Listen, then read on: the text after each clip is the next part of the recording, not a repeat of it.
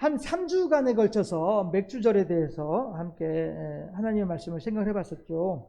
결국 맥주절이라고 하는 것은 우리들에게 무엇이냐면은 쉼이에요. 쉼, 안식이에요. 네. 하나님께서 우리들에게 야, 너 걱정하지 마. 내가 다 알아서 할 테니까 너 쉬어. 놀아. 은총을 누려. 이러한 의미가 되는 것이죠.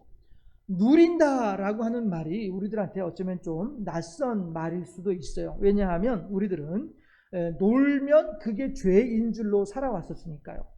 노는 것 자체가 죄악인 것으로 생각하면서 살아왔었기 때문에 누린다라고 하는 말이 우리들한테 상당히 좀 어색한 그런 말일 수도 있어요. 그렇지만 우리들은요, 하나님께서 베풀어 주신 이 모든 환경 아래에서 우리가 할 수 있는 일은 없어요. 하나님께서 주관하시는 이 세상 속에서 우리가 할 수 있는 일은 없어요.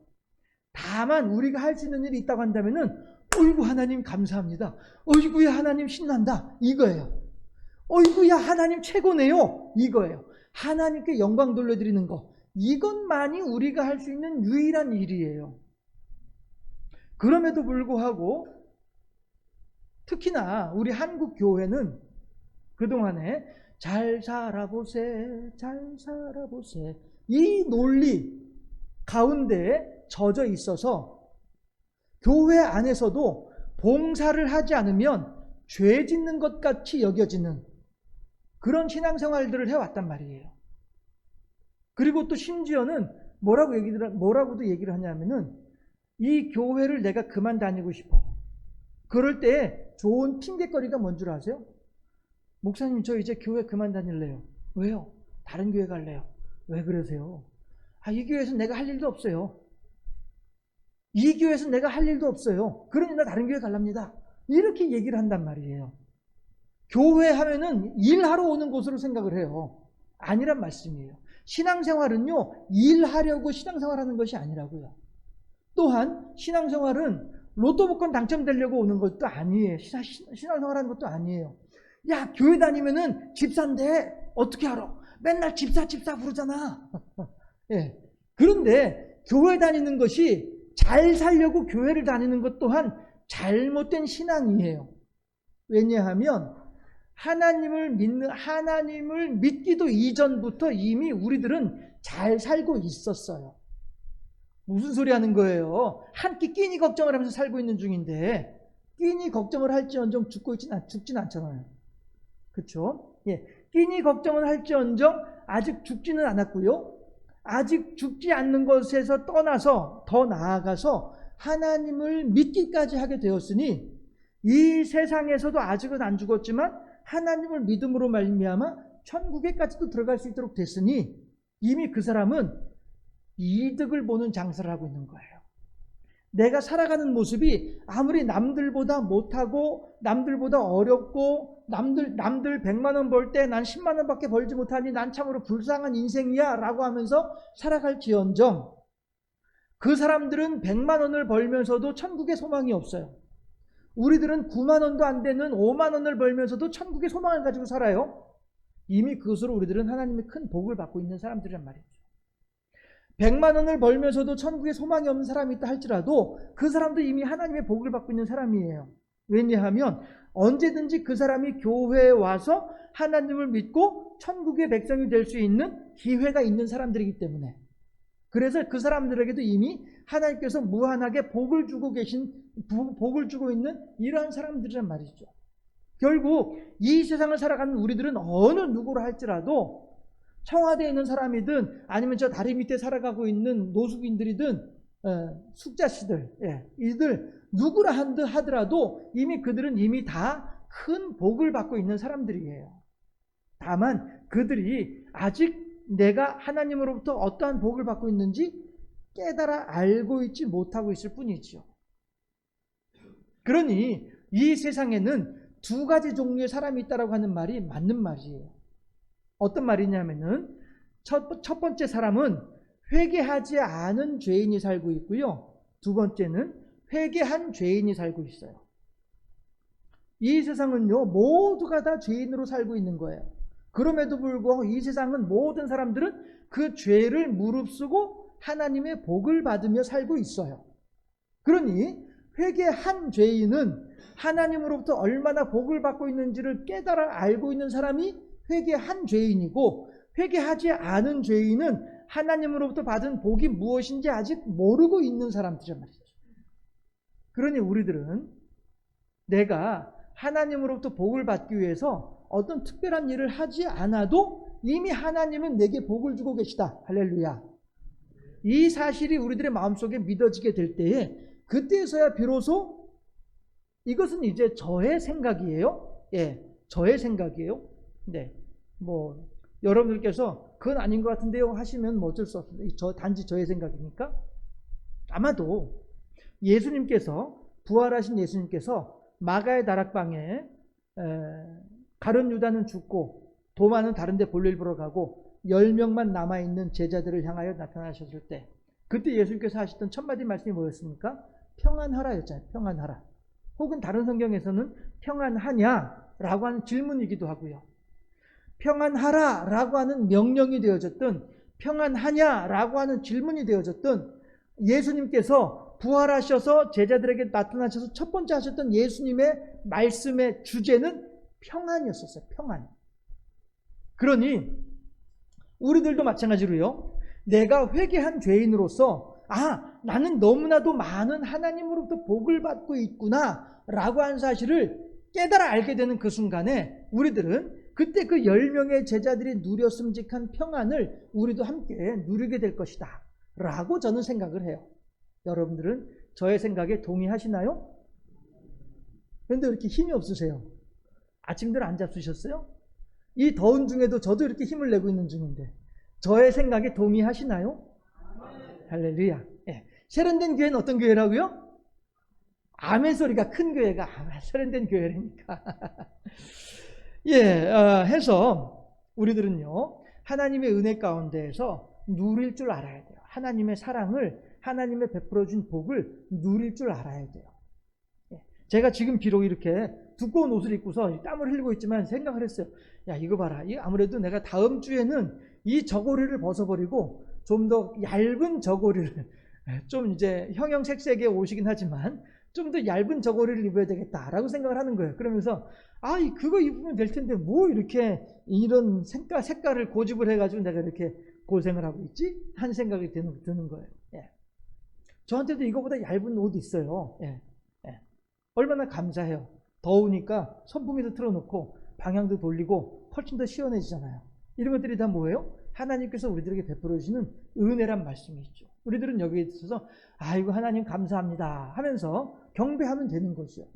뭐 비록 뭐 카드값은 이번 달 카드값 막으려면 아직도 뭐 한 몇십만 원 좀 부족하긴 한데 그건 뭐 나중 문제지 뭐. 지금 당장은 하나님 감사합니다 이러고 있으면 이게 평안이란 말씀이에요. 우리 모두 하나님으로부터 말미암는 평안을 만끽하는 우리 모두가 될 수 있기를 주님의 이름으로 축원합니다. 마리아는 이 평안을 누리고 있는 사람이에요. 그런데 마르다는 누리지 못하고 있는 사람이에요. 오늘 누가복음 10장에서 38절 42절 말씀은 마리아와 마르다에 대한 예수님의 심판이에요. 야, 마르다야, 너는 X, 마리아, 너는 꼬표, O, 동그라미, 꼬표, 동그라미, 이렇게 이제 예수님께서 말씀하시는 거예요. 왜 그래요? 뭐 때문에요? 마르다는 지금 내가 무엇인가를 열심히 해야만 한다라고 하는 생각 속에 있는 사람이에요. 그러니 예수님께서는 마르다를 향해서는 마르다 너는 꼬표. 마리아는 뭐예요? 마리아는 내가 무슨 일을 하지 않아도 좋아. 난 그냥 예수님의 말씀만 듣는 것만으로도 예수님께서는 기뻐하실 거야 라고 한 사실을 분명히 알고 있었거든요. 그러니까 마리아를 향해서 예수님께서 너는 동그라미 라고 하신단 말이죠. 42절에서 뭐라고 말씀하세요? 마리아가 더 좋은 것을 선택하였으니 저가 빼앗기지 아니하리라 라고 말씀하신단 말이죠. 이거 하나만 보더라도 그렇구나. 하나님께서는 마리아 같은 신앙인을 요구하시는 것, 우리들에게 요구하시는 것이 아니고 마리아 같은 신앙을 우리들에게 요구하시는구나. 이걸 알 수가 있단 말이죠. 아담과 하와가 에덴 동산에 있을 때에 아담과 하와는 하나님께서 베풀어 주시는 나무 열매들을 먹으면서 살면 되는 거예요. 아담과 하와는 에덴 동산에 있으면서 하나님께서 베풀어 주신 이 온 완벽한 환경 가운데에서 그냥 그 환경을 누리면서 살고 있으면 되는 거예요. 다른 거 필요 없어요. 그렇게만 하면은 하나님께는 영광이 되는 것이고 그것만으로도 하나님께 충분히 만족하시는 거예요. 그런데 아담과 하와는 하나님께서 베풀어 주신 완벽한 안식의 장소에서조차도 하나님의 완벽한 안식을 믿지 못한 거예요. 그래서 내가 안식하기 위해서는, 내가 만족하기 위해서는 여기에 더해서 하나님께서 하지 말라고 하는 것까지 해야만이 내가 만족할 것이야 라고 하는 생각, 이 생각을 가지고 있다 보니 아담과 하와는 에덴 동산에 더 이상 살지 못하게 된 거거든요. 우리들도 마찬가지예요. 하나님께서 우리들에게 베풀어 주신 완벽한 이 환경 가운데에서 그래도 내가 잘 살아보세, 우리도 한번 하려면은 내가 무엇인가 등줄기에 땀이 흐르도록 뭔가를 해야만 해 라고 하는 생각, 그 생각을 가지고 있다 보니 우리들은 아직까지도 하나님의 베풀어 주신 은혜와 은총에 대해서 온전하게 누리지 못하고 있는 거예요. 한 발은 예배당에 있으면서 한 발은 세상 걱정을 하고 있잖아요. 세상 걱정을 내가 짊어지고 있어야만이 내가 만족하거든요. 무거운 짐을 나 홀로 지고, 왜 안 나와요? 시작. 쓰러질 때. 이거죠. 우리들은요, 무거운 짐을 나 홀로 지고 견디다 못해 쓰러지는 사람들이 우리들이에요. 예배당에 나와 있으면서도 불구하고 어떻게 하지? 카드값이 이제 곧 결제일인데 어떻게 하지? 얼마 모자랐는데 어떻게 하면 좋지? 이렇게 하고 있으면은 그 무거운 짐을 여전히 내가 짊어지고 있는 거란 말씀이죠. 그러나 그 무거운 짐을 내려놓고 그거는 그때 가서 생각할 일이고, 왜? 예수님께서도 그러잖아요. 내일 일은 내일이 걱정할 것이야, 네가 걱정할 게 아니야 라고 하신다는 말씀이에요. 그러면 우리들은 지금 이 자리에서 하나님을 향해서 이 쾌적한 환경 속에서, 저는 이제 조금 시원해졌습니다만은 여러분들은 많이 시원해지시겠죠. 이 쾌적한 환경 속에서 그냥 말씀에 집중하면서 하나님께서 내게 어떤 사랑을 베풀어 주고 계시는지 여기에 감사하면서 아멘 하면서 좀 더 크게 아멘 하면서 그렇게 예배에 동참하면 되는 거예요. 그게 오늘 이 시간 우리가 할 일이란 말이죠. 오늘 우리가 할 일, 이 시간에 하나님을 향해서 하나님께서 베풀어 주신 사랑에 대해서 아멘으로 화답하는 그 일만 하고 있으면 그것이 오늘의 충실한 삶이란 말씀이죠. 그러면 우리들은 이제 예배를 마치고 각자 삶의 현장으로 가게 되면 거기선 또 그렇게 그곳에서 또 열심히 나름대로의 삶에 또 열심히 살아가는 것이죠. 그렇게 하면 되는 거예요. 그렇게 하면 하나님께서 알았다, 너 오늘 필요한 만큼의 만나 내가 줄게. 너 지금 만나 주우러 나왔지? 알았어, 네가 원하는 만큼 네 통에 담아줄게. 이게 하나님이란 말씀이죠. 그런데 우리들은 내일의 만나가 있을 것에 대해서는 믿지 못하고 지금 당장 이 자리에서부터 한 발은 예배당에 한 발은 카드값에 이러고 있으면은 이거는 온전한 누림이 아니란 말씀이죠. 마리아가 온전하게 두 발 다 예배당에 나와 있는 사람이라고 한다면 마르다는 한 발은 세상에 있는 사람이 마르다였더라, 이그런 말씀이죠. 해서 마르다는 무엇인가 내가 상다리가 휘어질 정도로 거나한 잔치상을 차려야만이 예수님께서 기뻐하실 것이다 라고 생각하는 사람이 마르다였었습니다. 이 사람은 예수님이 기뻐하시는 모습을 보아야만이 내가 기쁜 거예요. 이런 사람들은요, 이제 흔히 하는 말, 이제 사람들이 하는 말로 아직 개별화가 덜 된 사람이다라고 얘기를 해요. 예수님이 기뻐하는 모습을 보아야만이 나도 만족할 수 있는 사람, 이런 사람들. 우리들 가운데서도요, 누군가가 만족해야만이 내가 만족한 사람들이 있어요. 이런 사람들, 아직은 조금 개별화가 덜 이루어진 사람이다라고 얘기할 수 있는 것이죠. 제가 이미 시간이 많이 지났기 때문에 그냥 원고를 그대로 인용을 하지를 못하고요. 그냥 줄여서 몇 가지만 말씀드리도록 하겠습니다. 우리나라에서는요, 삼종지도라고 하는 말을 하죠. 뭐예요? 여인이 어려서는 부모를 따르고, 결혼을 해서는 남편을 따르고, 나이 많아 늙어서는 자식을 따르는 것이 예의다, 도리이다 라고 말을 하는 것이 우리나라 삼종지도라고 하는 생각이에요. 그러나 하나님께서는 뭐라고 말씀하세요? 사람이 부모를 떠나 한 몸을 이룰지니라 라고 말씀을 하신 분이 하나님이세요. 다시 말해서 우리나라에서는 계속 누군가와 연관지어서 살아야만 한다, 누구에게 의지하면서 살아야 된다라고 가르치는 것이 우리나라 사람들의 생각이에요. 그러나 하나님께서는 뭐라고 말씀하시냐면은 사람이 그 부모를 떠나서 두 사람이 한 몸을 이루라라고 얘기를 하는 거예요.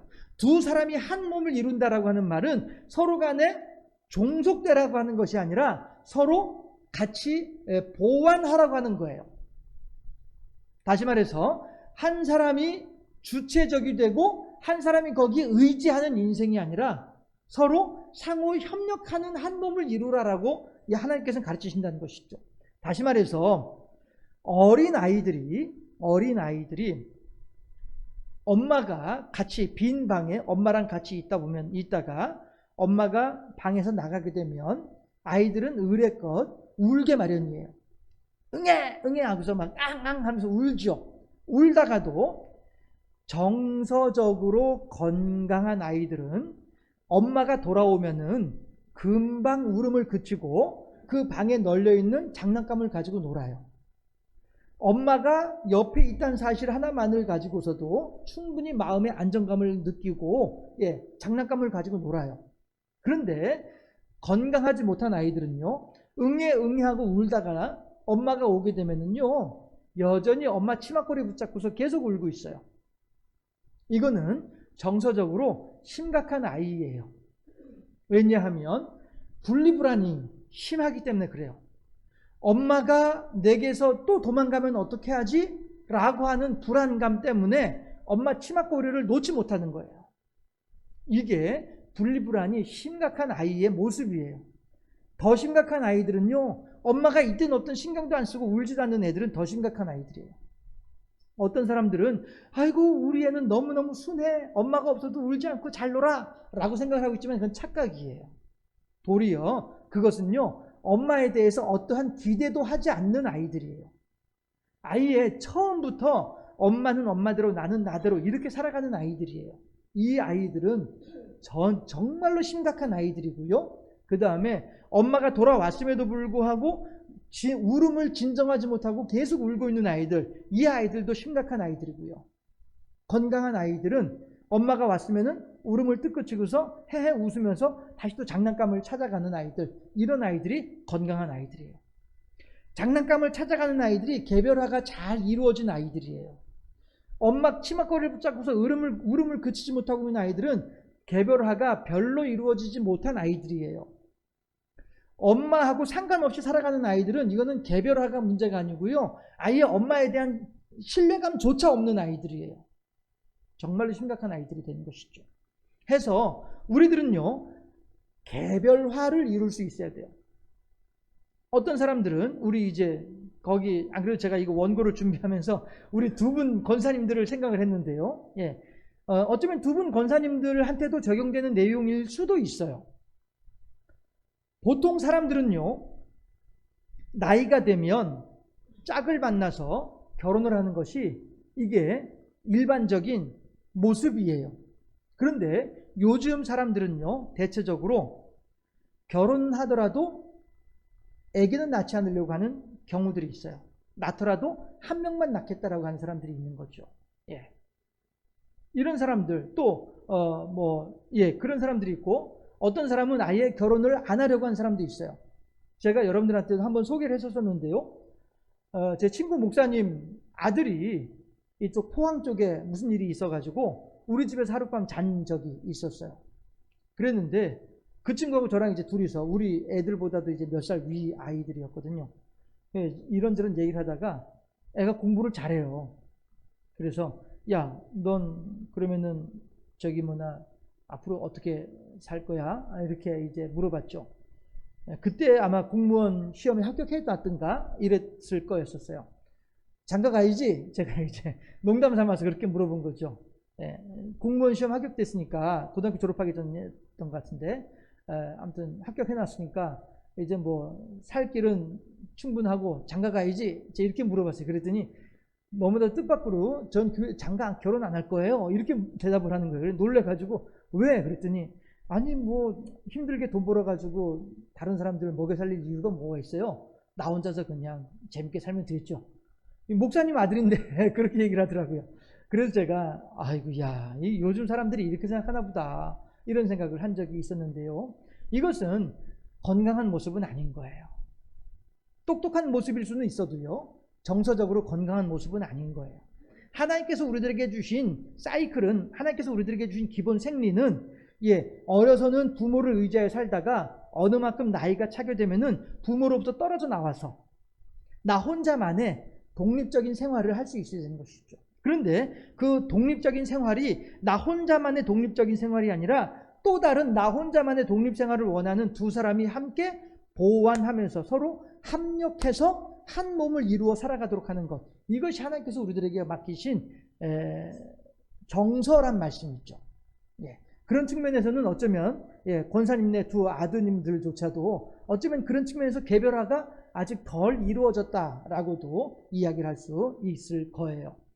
그런데 이제 문제는 뭐냐 하면은 그 개별화를 통해서 아예 엄마는 엄마대로 나는 나대로 따로 살아가는 이런 인생이 되어서는 그거는 버릇없는 인생이 되는 거죠. 옛날이 아니라 몇 년 전에 광고 중에 그런 이야기가 있었어요. 어떤 이제 산모가 아기를 낳았어요. 힘들게 아기를 낳았어요. 그리고서는 엄마가 찾아왔어요. 그랬더니 누워있는 딸이 엄마 손을 꼭 붙잡고서 앉으니까 엄마 마음을 이제서야 알 것 같아 라고 하는 그런 광고 있었어요. 기억들 하시나요? 이거예요. 하나님께서 우리들에게 말씀하시는 온전한 개별화는 이거예요.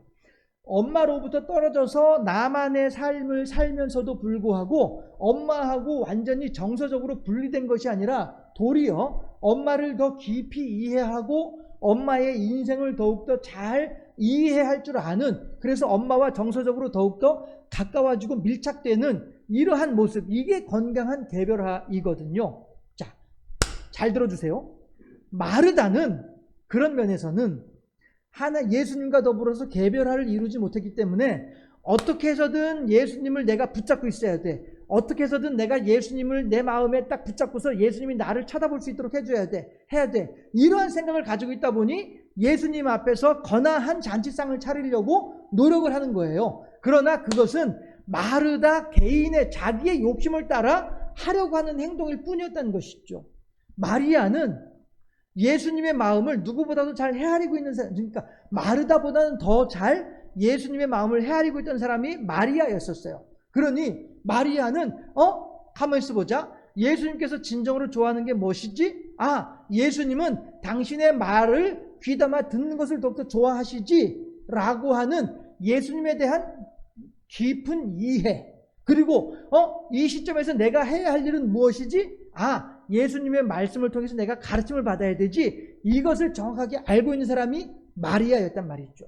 그러니 마리아와 예수님은 서로 간에 짝짝꿍이 잘 맞는 것이었고, 마르다와 예수님은 짝짝꿍이 안 맞는 것이었죠. 왜? 마르다가 예수님의 마음을 제대로 헤아리고 있지 못하기 때문이란 말이죠. 우리 신앙생활을 하면서도 마찬가지란 말이에요. 우리들이 이 세상을 살면서 내가 구원받기 위해서, 내가 복을 받기 위해서, 내가 하나님으로부터 은혜를 받기 위해서 내가 해야 할 일이 무엇이 있을까? 뭐가 있을까요? 하나님이 나한테 원하신 바가 무엇인지를 먼저 헤아릴 줄 알아야죠. 그래야 하나님께서 내가 이 세상을 살면서 복받을 수 있는 일이 무엇인지를 그제서야 알 수 있죠. 그게 뭐예요? 조용히 하나님의 말씀 앞에 와서 하나님의 말씀을 깊이 묵상하는 것이죠. 그렇게 함으로써 하나님이 얼마나 나를 사랑하시는지를 알고, 또한 나 또한 그렇게 하나님을 향해서 사랑을 고백할 수 있을 때, 마리아처럼 말입니다. 마리아는 예수님이 가장 좋아하시는 게 뭘까? 예수님의 말씀을 듣고 깨달아 아는 것을 예수님께서 가장 좋아하시는구나 라고 하는 것을 먼저 헤아렸어요. 알게 됐어요. 그 다음에 그럼 내게 가장 필요한 것은 뭘까? 지금 저 마르다는 열심히 음식을 준비하고 있는데 그럼 나도 마르다처럼 가서 부엌에 가서 음식을 준비해야 되나? 아니야. 지금 나한테 필요한 것은 음식을 준비하는 것보다 예수님의 말씀이 무엇인지를 깨달아 아는 것이 더 중요해 라고 하는 이것이 예수님하고 마리아가 이게 잘 맞아 떨어졌던 거란 말씀이에요. 우리들도 마찬가지로 신앙생활을 하면서 또 이 세상을 살면서 무엇인가를 열심히 무엇인가를 많이 풍족하게 이루어 놓아야만이 그래야 예수님께서 하나님께서 기뻐하실 것이다. 그래야 내가 신앙생활을 한 것 같다라고 여겨지는 이것은요. 마르다 같은 유형의 신앙이에요. 제 친구가 한번 저한테 그런 얘기를 하더라고요. 목사님 나 위해서 기도 좀 해줘. 뭔데? 나도 이제 안수 집사가 좀 돼봐야지. 이제 나도 교회 일 좀 해야지 않겠어? 라고 얘기를 하더라고요. 네. 이런 신앙이 마르다 같은 신앙이란 말씀이에요. 예. 하나님을 향하여서 우리들은요, 내가 하나님을 향하여서 무엇인가 할 수 있는 것은 없어요. 다만 할 수 있는 것이 있다고 한다면 그것은 하나님의 마음이 무엇인지 헤아리는 거예요. 그리고 하나님의 마음을 따라서 나는 그럼 무엇이 필요하지? 이것을 살펴볼 줄 아는 것이에요. 이것이 우리들에게 필요하지. 많은 일을 해가지고 하나님께 영광이 된다는 아니다라고 하는 것이죠. 다시 말씀드립니다. 여러분들이 좀 혹시라도 오해를 하실 수 있지 않을까 싶어서 다시 말씀드립니다. 아기를 낳아본 딸은 비로소 엄마에 대해서 보다 더 깊이 이해를 하게 돼요. 그 딸은 아기 낳기 전에도 엄마를 사랑하고 있었어요. 그러나 아기를 낳고 난 뒤에서야 비로소 엄마의 마음을 좀 더 깊이 이해를 하게 되는 거죠. 이런 것처럼 우리들도 우리가 지금 현재 하나님을 사랑하지 않는다는 것은 아닙니다. 마르다가 하나님을 사랑하지 않는다는 말이 아니에요. 마르다도 하나님을 사랑하고 마리아도 하나님을 사랑해요. 그러나 마르다의 사랑하는 방법과 마리아의 사랑하는 방법을 비교해 보았을 때에 하나님께서는 마리아의 방법을 더 좋아하신다는 사실, 그리고 우리들한테도 마찬가지로 마르다처럼 열심히 일을 하면서 예수님의 말씀을 듣지 못함으로 인하여 그의 마음이 갈급해지는 것보다는 일을 하지 않더라도 예수님의 말씀 앞에 있어서 내 영혼이 풍성하게 되면 이것이 더 복된 일이다라고 하는 사실, 이걸 우리가 꼭 알아야만 하겠다라고 하는 것이에요. 성령께서 이 땅에 오신 이유는 이것 때문이에요. 제가 원고대로만 해야 되는데 너무 바깥으로 나가는 바람에 오늘도 엉뚱한 얘기를 하다가 마치고 말한 것 같긴 한데, 중요한 것은 이 점입니다. 예수님께서는 마르다의 신앙생활하는 방식과 마리아의 신앙생활하는 방식을 놓고 볼 때에 예수님께서는 마리아의 신앙생활하는 방식을 더 높이 사고 계시더라. 우리들도 마르다 같은 신앙보다는 마리아 같은 신앙으로 하나님께 영광 돌려드리는 것이 더 낫지 않겠느냐. 우리 모두가 더욱더 하나님을 기쁘시게 하는, 더욱더 하나님을 영화롭게 하는, 더욱더 하나님의 뜻에 합당하게 행하는 우리 모두의 신앙생활이 지혜로운 신앙생활이 될 수 있기를 주님의 이름으로 축원합니다.